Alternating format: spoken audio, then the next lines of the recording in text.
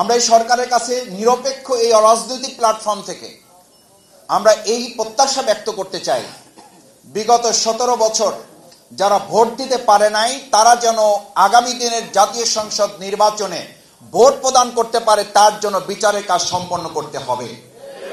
তার জন্য সংস্কারের কাজ সম্পন্ন করতে হবে, তার জন্য একই সাথে বিচারের জন্য দৃশ্যমান আমাদের সামনে কিছু বিষয় তুলে নিয়ে আসতে হবে, তার জন্য অবৈধ অস্ত্র উদ্ধার করার কাজ সম্পন্ন করতে হবে, কালো টাকা উদ্ধারের কাজ সম্পন্ন করতে হবে, অবৈধ অস্ত্রগুলো উদ্ধার করে একটা সুষ্ঠু অংশগ্রহণমূলক নির্বাচনের পরিবেশ তৈরি করা হয়েছে তা জনগণকে নিশ্চিত করতে হবে। আগামী দিনে যদি কোনো আবার নতুন ফ্যাসিস্ট কেউ যদি এই চিন্তা করে যে আমার ভোট আমি দেব, যাকে খুশি তাকে দেব, সৎ যোগ্য দক্ষ দেশপ্রেমিক যোগ্য নেতাকে দেব, এই জায়গায় যদি এসে কেউ বাদ সাধে, আমরা 2024-এর 5ই আগস্ট জীবন বাজিয়ে রেখেছি, আমাদের ছাত্র জনতা জীবন বাজিয়ে রেখেছে, ভোটের অধিকারের জন্য আগামী দিনে যদি প্রয়োজন হয় আমরা আবার জীবন বাজিয়ে রাখবো। আমাদের ভোট নিয়ে কাউকে ছিনিমিনি খেলতে দেওয়া হবে না।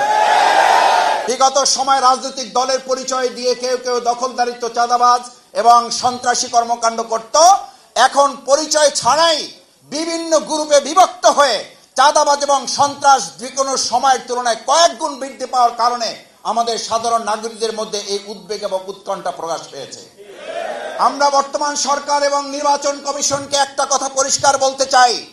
বিগত যে কোনো দিনের তুলনায় যদি আগামী দিনে একটা সুষ্ঠু নিরপেক্ষ অবাধ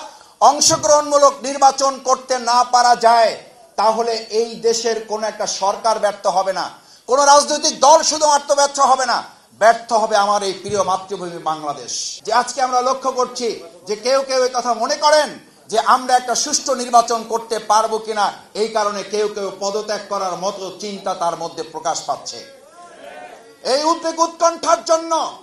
শুধু প্রশাসন নয়, রাজনৈতিক দলের সহযোগিতা তার জন্য দায়ী বলে আমরা মনে করি। রাজনৈতিক দলগুলো যথাযথভাবে যদি এই বর্তমান সরকার নির্বাচন কমিশনকে সহযোগিতা করতে ব্যর্থ হয় তাহলে ব্যর্থতার দায় শুধু প্রশাসন এবং নির্বাচন কমিশন নয়, রাজনৈতিক দল হিসাবে আমাদেরকে ব্যর্থতার দায় গ্রহণ করতে হবে।